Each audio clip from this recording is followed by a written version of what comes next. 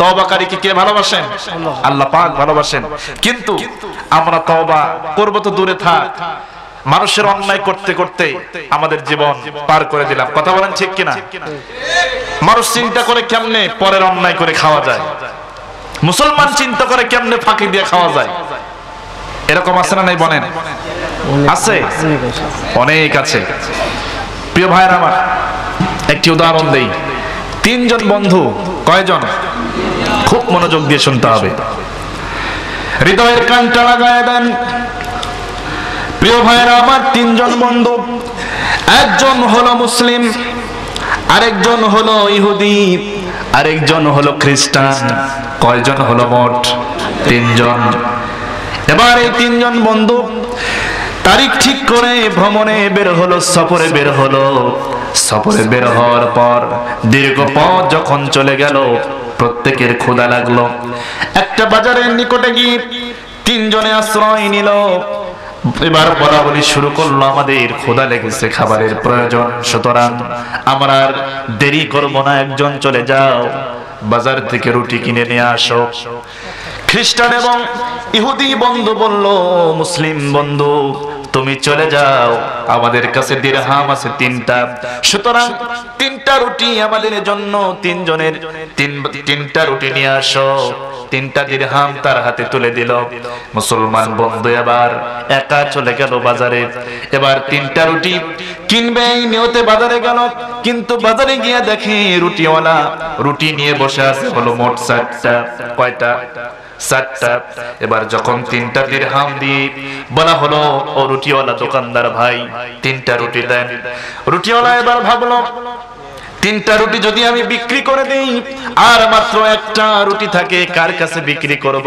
শরীরটাও ভালো নাই। সুতরাং এবার মুসলিম এই ব্যক্তিটাকে বলল, ঠিক আছে 3টা দিরহাম দিলেন, ভালো কথা, 3টা রুটি পাবেন, কিন্তু তার সঙ্গে আরো 1টা রুটি আমি ফ্রি দিয়ে দিলাম। কি দিলেন? ফ্রি দিয়ে দিলাম।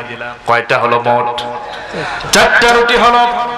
এবার 4টা রুটি নিয়ে মুসলিম বন্ধু আসে আর চিন্তা করে, 1টা রুটি তো ফ্রি পাইলাম, সুতরাং আমি খাবো 2টা, আর ইহুদি বন্ধু আর খ্রিস্টান বন্ধুকে দেব 1টা করে।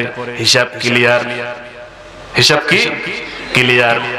এই চিন্তা করে এবার বন্ধুদের কাছে এলো, বলল, বন্ধু রুটি তো এনেছি, 4টা রুটি এনেছি, আমি খাবো 2টা, তোমরা 1টা করে খাও।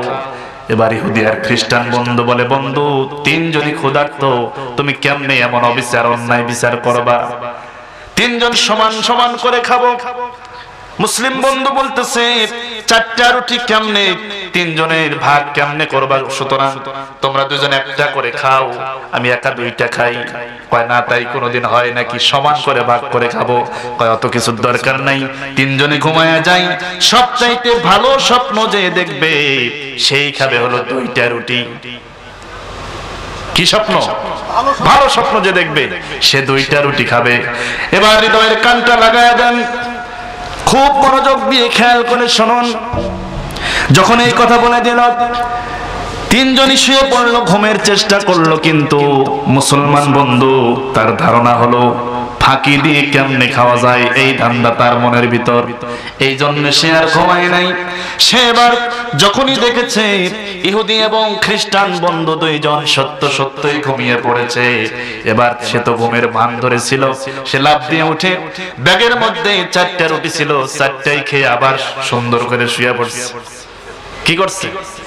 সুন্দর করে শুয়ে পড়ছে, মানে বুদ্ধি একটা তার মাথার মধ্যে পাকাইছে যে দেখা যাক পরে কি হয়।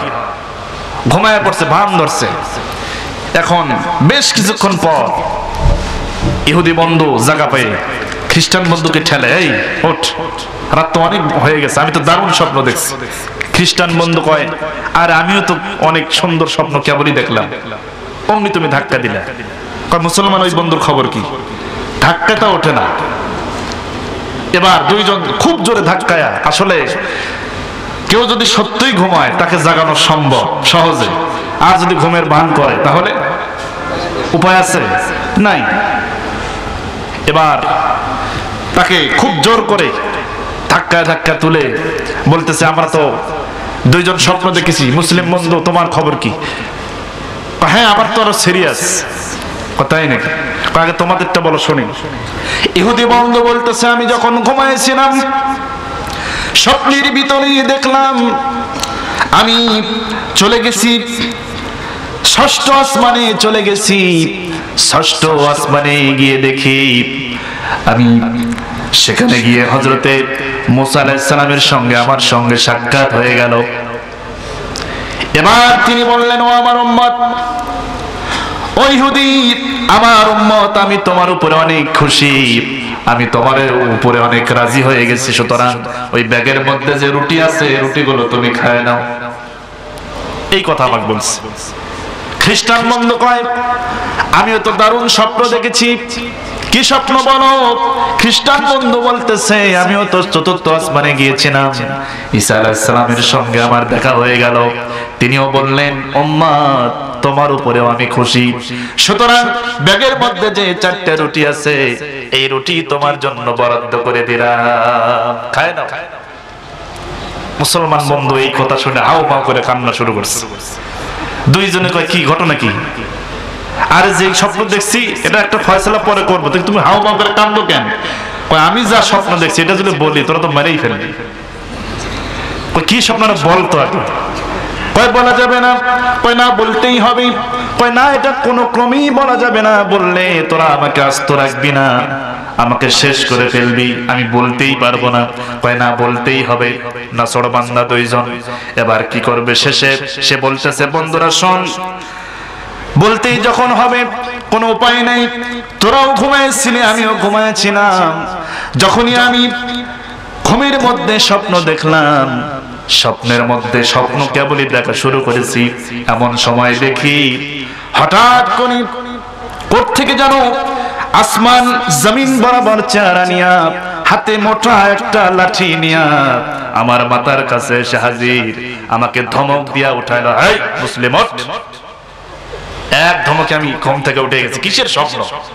ঘুমের থেকে ছায়া দেখি বিকট আকৃতির চেহারা, ভয়ে এমন ভয় পাইছি তোমাদের যে ডাকবো এই হুঁশি আমার নেই। এবার তারা বলে তারপরে কি হলো? মুসলিম বন্ধু বলতেছে এর পরের অবস্থা আরো করুন, বলতে পারবো না। কয় না বলতেই হবে। বলতেছে এই দস্যু দানবের মতো চেহারা, হাতে লাঠি নিয়ে আমাকে বলতেছে এই মুসলমান তাড়াতাড়ি রুটি খা। আমি বললাম না মাফসাই এই কথা বলবেন না, রুটি খাওয়া যাবে না, কারণ আমার দুইজন বন্ধু ওদের ক্ষুধা লাগছে, ওদেরকে রেখে আমি খেতে পারবো না। এমন কথা বললাম কিন্তু ছাড়লো না। অবশেষে বলল হয় মুসলমান হয় রুটি খা, না হলে দেখতেছো এই যে আমার হাতে কি, যদি খাসতে খা, না খাসতে এক পেটে মাথা ফাটায় দে।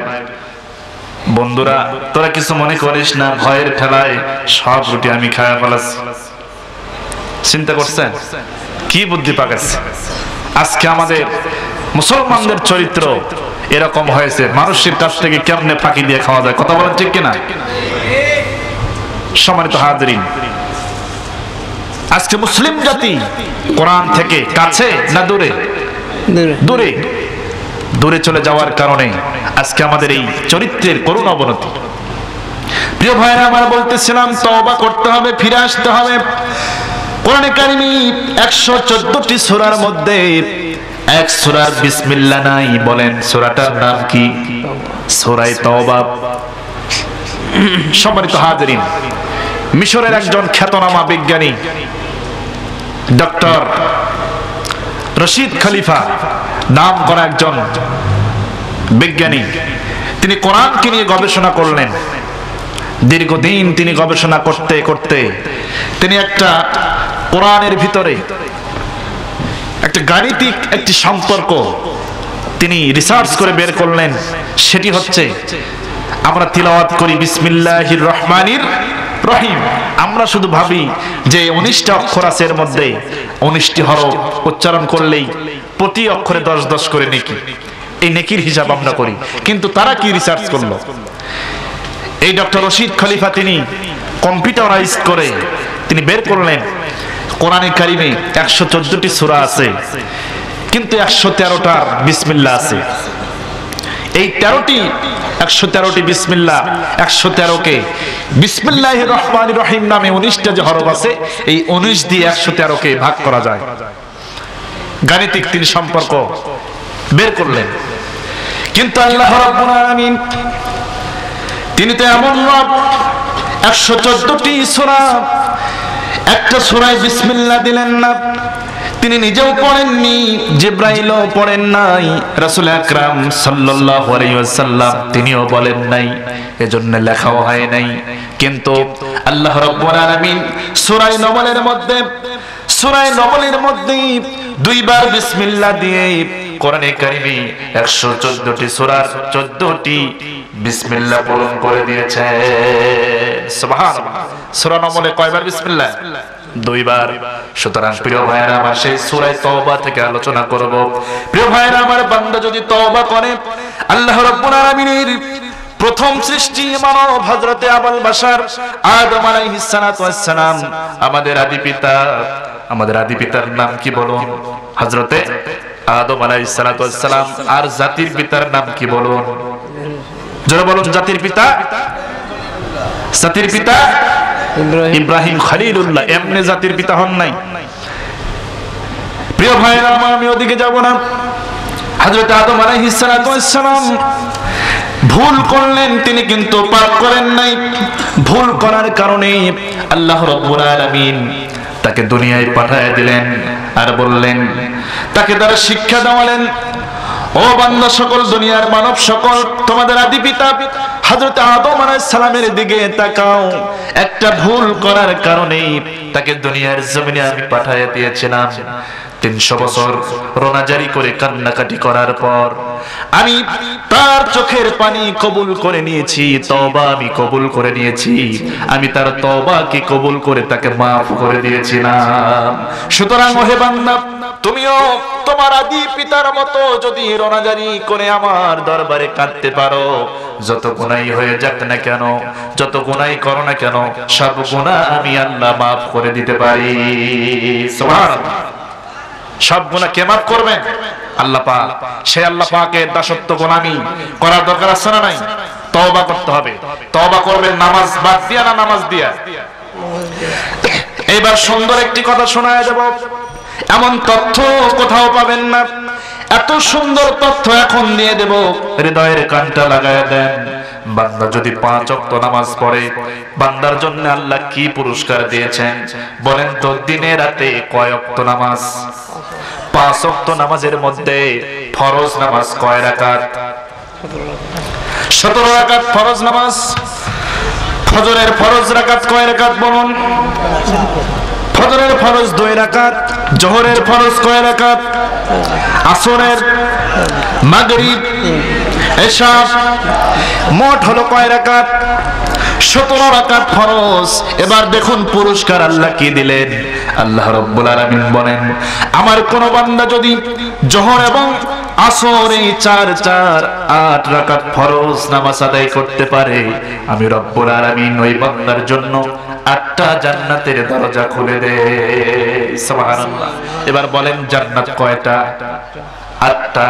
তাহলে আল্লাহ রাব্বুল আলামিন বললেন 8টা জান্নাতের দরজা খুলে দেয় 8 রাকাত ফরজ নামাজের কারণে। এবার বলুন মাগরিবের ফরজ কয় রাকাত? এশার কয় রাকাত?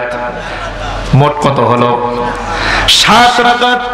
এবার আল্লাহ রাব্বুল আলামিন বলেন, বান্দারি তুমি যদি মাগরিব এবং এশার 3 আর 4 এই 7 রাকাত ফরজ নামাজ যদি আদায় করতে পারো রে বান্দা, আমি আল্লাহ রাব্বুল আলামিন এই 7 রাকাত ফরজ নামাজ আদায় করার কারণে 7টা জাহান্নামের দরজায় তালা মেরে দেব। সুবহানাল্লাহ। বাকি থাকলো কোন নামাজ? ফজর। ফজরের নামাজের পুরস্কার হলো 2টা। খুবই সুন্দর পুরস্কার। শোনার দরকার আছে না নাই বলেন? একটু পরে আসতেছি। দেখেন 4 4 8 রাকাতে জান্নাতের দরজা খোলা হয়ে গেল, আর মাগরিব আর এশা এই 7 রাকাতে জাহান্নামের দরজা বন্ধ হয়ে গেল। তাহলে বলুন তো এটা আমাদের জন্য ভালো না খারাপ? আর ফজরের পুরস্কার 2টা। খুবই সুন্দর পুরস্কার। একটু পরে আসতেছি প্রিয় ভাইরা আমার, এমন কিছু ছোট্ট ছোট্ট আমল রয়েছে যা আমাদের গুনার পাল্লাকে হালকা করে দিতে পারে, গুনার খাতাকে নিঃশেষ করে দিতে পারে। এমন ছোট্ট কিছু আমল বলে দেব, এমন ছোট্ট কিছু আমল কিন্তু সওয়াব অনেক বেশি। শোনার দরকার আছে না নাই? ছোট্ট আমল, একেবারে ইজি, সামান্যতম, কিন্তু সওয়াব অনেক। এখন আমাদের সওয়াবের দরকার আছে না নাই? কার কার সওয়াবের দরকার নেই হাত তোলেন। প্রিয় ভাইরা আমার, ছোট্ট আমল। একজন মহিলা সাহাবী রাসূল আকরাম সাল্লাল্লাহু আলাইহি ওয়াসাল্লামের দরবারে এসে বলতেছেন, আসসালামু আলাইকা ইয়া রাসূলুল্লাহ। একজন মহিলা সাহাবী এসে বলতেছেন, কি সাহাবী? এসে সালাম দিলেন, মহিলা এসে সালাম দিলেন আর বললেন, ইয়া রাসূলুল্লাহ, এই মদিনার অসংখ্য মানুষ আমাকে বলে আমি নাকি নেককারিনী মহিলা, সুতরাং ইয়া রাসূলুল্লাহ, আমি যদি সত্যিকারের নেককারিনী মহিলা হয়ে থাকি, আপনার আমার ব্যাপারে আপনার ধারণা কি একটু বলুন। কারণটা হলো আমি নিজেকে নেককারিনী মনে করি না, কিন্তু ইয়া রাসূলুল্লাহ আপনি একটু বলে দিন আপনার রায়টা কি, আমি কি নেককারিনী মনে হয় নাকি আপনার? রাসূল বললেন, গ্রামের মানুষ, এলাকার মানুষ তোমাকে যখন নেককারিনী বলেই দিয়েছে, আমিও রাসূল সাক্ষী দিলাম তুমি বেশক নেককারিনী। সুবহানাল্লাহ। এবার হৃদয়ের কানটা লাগায় দেন। মহিলা যখনই শুনেছে, রাসূল যখনই রায় দিয়ে দিলেন তার পক্ষে, এবার মহিলা একটা সুযোগ নিল, যেটাই আমার সুযোগ। রাসূল যেহেতু নিজেই আমাকে সার্টিফিকেট দিয়ে দিলেন, সুতরাং মহিলা এবার বলল, ইয়া রাসূলুল্লাহ, আপনি কিন্তু সার্টিফিকেট দিয়েছেন, সুতরাং আমি যদি নেককারিনী মহিলা হয়ে থাকি তাহলে আমার জন্য তো ওই রকম একটা নেককার পুরুষ দরকার। কথা বলেন ঠিক কিনা? তার কারণ হচ্ছে তার বিয়ে হয়নি। বলতেছে, ইয়া রাসূলুল্লাহ, আমি যদি নেককারিনী হয়ে থাকি তাহলে সেরকম একটা ছেলে আমার সঙ্গে জোড়ায় দেন, বিয়ে দেন। তার জন্য শর্ত থাকবে হচ্ছে তিনটা। আমাকে যে বিয়ে করবে, আপনার সাহাবীদের মধ্যে থেকে যদি কেউ আমাকে বিয়ে করতে চায়, তার জন্য শর্ত থাকবে কয়টা? তিনটা শর্ত। রাসূল বললেন, ঠিক আছে মহিলা সাহাবী, কোন তিনটা শর্ত বলো? মহিলা এবার বলা শুরু করলেন, আর তার সামনে সাহাবায়ে কেরাম ছিলেন। রাসূল বললেন, সাহাবীরা, তোমাদের মধ্যে যারা বিবাহ করো নাই, মনোযোগ দিয়ে আমার মহিলা সাহাবীর কথা শোনো, শর্তগুলি শুনে নাও। মহিলা বলতেছেন, ইয়া রাসূলুল্লাহ, আমার প্রথম নম্বর শর্ত হলো আমাকে যে বিয়ে করবে প্রত্যেক রাতে এক খতম কোরআন শোনায়া দিতে হবে। কি কি শোনাতে হবে? এক খতম কোরআন প্রত্যেক রাতে শোনায়া তারপরে ঘুমাতে হবে। এটা কি সহজ না কঠিন? প্রতি রাত সহজ? চাচা সহজ বলতেছেন, আসলেও সহজ, কিন্তু আমরা দেখতেছি কঠিন। এবার রাসূল বললেন, ও মহিলা, দুই নম্বর শর্ত বলো। মহিলা বলতেছেন, ইয়া রাসূলুল্লাহ, আমার দুই নম্বর শর্ত হলো যে আমাকে বিবাহ করবে সারা রাত দাঁড়িয়ে দাঁড়িয়ে তাকে নফল নামাজ আদায় করতে হবে। কন্টিনিউ, প্রত্যেক দিন তাকে সারা রাত কিয়ামুল লাইল করতে হবে, দাঁড়িয়ে দাঁড়িয়ে নামাজ পড়তে হবে। প্রতিদিন সারা রাত দাঁড়িয়ে দাঁড়িয়ে নফল নামাজ পড়া সহজ না কঠিন? কঠিন। রাসূল বললেন, আরেকটা শর্ত কি বলো? মহিলা বলতেছেন, ইয়া রাসূলুল্লাহ, আমার তিন নম্বর যেই শর্ত সেটি হলো আমাকে যে বিয়ে করবে সারা বছর তাকে নফল রোজা রাখতে হবে। এটা কি মনে হয় খুব সহজ, তাই না? তাহলে এই তিনটা আমল খুব সহজ করে দেব, শোনার দরকার আছে না নাই? কিন্তু বাবা খালি মুখে হবে না। এই মসজিদ আল্লাহর ঘর, মসজিদের জন্য মসজিদে দেওয়া মানে আল্লাহর ব্যাংকে জমা দেওয়া হতে পারে। আপনি এখানে দান করলেন, আপনার নামটা খাতায় উঠলো অথবা উঠলো না, কিন্তু এই সিরিয়াল, এই লেখা কিন্তু শুধু এখানেই হচ্ছে না। আপনার জন্য এমন পার্সোনাল রহমতের ফেরেশতা আল্লাহ পাক বরাদ্দ করে দিয়েছেন। আল্লাহ পাক আপনার জন্য এমন ফেরেশতা বরাদ্দ করে দিয়েছেন যারা, আপনি যদি আল্লাহর ঘরে দান করেন, সঙ্গে সঙ্গে ওই সমস্ত সম্মানিত ফেরেশতারা সুন্দর করে তারা লিপিবদ্ধ করে নেয়, সুন্দর করে রহমতের ফেরেশতারা জান্নাতের খাতায় তারা এত সুন্দর করে নামটা লেখে। কিয়ামতের দিন যখন আমলনামা হাতে দেওয়া হবে, বান্দা দেখবে তার আমলনামার ভিতরে নামাজ আছে, রোজা আছে, হজ আছে, যাকাত আছে, দান আছে, আল্লাহর ঘরে দান আছে, বিভিন্ন রকমের সওয়াব যখন সে দেখতে পাবে, এক সময় সে দেখতে পাবে মসজিদে সে 1000 টাকা দান করেছে, কিন্তু জান্নাতের খাতায় 100 কোটি টাকা দানের সওয়াব লেখা হয়েছে। দান করেছে 1000 টাকা, কিন্তু ওখানে জান্নাতের খাতায় লেখা আছে 100 কোটি টাকা দানের সওয়াব। বান্দা বলবে, আল্লাহ আমি তো এত টাকা দান করি নাই, কেমনে হলো? আল্লাহ রাব্বুল আলামিন তখন বলবেন, বান্দারি টেনশন করো না, চিন্তা করো না, কারণটা হলো আমার ব্যাংক দুনিয়ার কোন বাংলাদেশ ব্যাংকের মতো নয়, সোনালী ব্যাংকের মতো নয়, পূবালী ব্যাংকের মতো নয়, দুনিয়ার কোন সুদ ভিত্তিক ব্যাংকের মতো নয়, যে ব্যাংকে তুমি টাকা রাখলে আর ওই টাকা তারা সুদের উপরে খাটায়া তোমাকে লভ্যাংশ দিবে, এমন ব্যবস্থা আমি আল্লাহর নাই। কারণটা হলো তুমি যেই দান আমার ব্যাংকে জমা দিয়েছো, আমি এই দান কি লালন পালন করে পুষে লালন পালন করে রহমত দিয়া 1000 টাকাকে 100 কোটি টাকাতে পরিণত করে দিয়েছি। বলতেছিলাম তওবা তওবা করতে হবে নামাজের মাধ্যমে, 5 ওয়াক্ত নামাজ। প্রিয় ভাইরা আমার, মসজিদে যে নামাজ পড়বো সে মসজিদটাকে সুন্দর করে সাজানোর দরকার আছে না নাই বলেন? আছে। নিজের ঘরের দিকে যদি তাকাই, একটা ফার্নিচার যদি কম থাকে, বিবি বলে, প্রাণের স্বামী আমার আলমারিটা নষ্ট হয়ে গেছে, আলমারিটা ভেঙে গেছে, ওই পোকা খেয়েছে, সুতরাং 1 সপ্তাহের মধ্যে যদি আলমারি এনে না দাও তাহলে তোমার সঙ্গে কিন্তু আমার বোঝা পড়া আছে। এরকম আছে না নাই বলেন? আছে। বিবির আবদার ঠিকই রাখি, কিন্তু যে আল্লাহ রাব্বুল আলামিন, যে আল্লাহ পাকের ঘরে আমি সিজদা দেই, নিজের মস্তককে অবনত করে দেই, যে আল্লাহর কুদরতি কদমে আমার মাথাটাকে নোয়ায়া দেই, সে আল্লাহর ঘর আমার চোখে পড়ে না।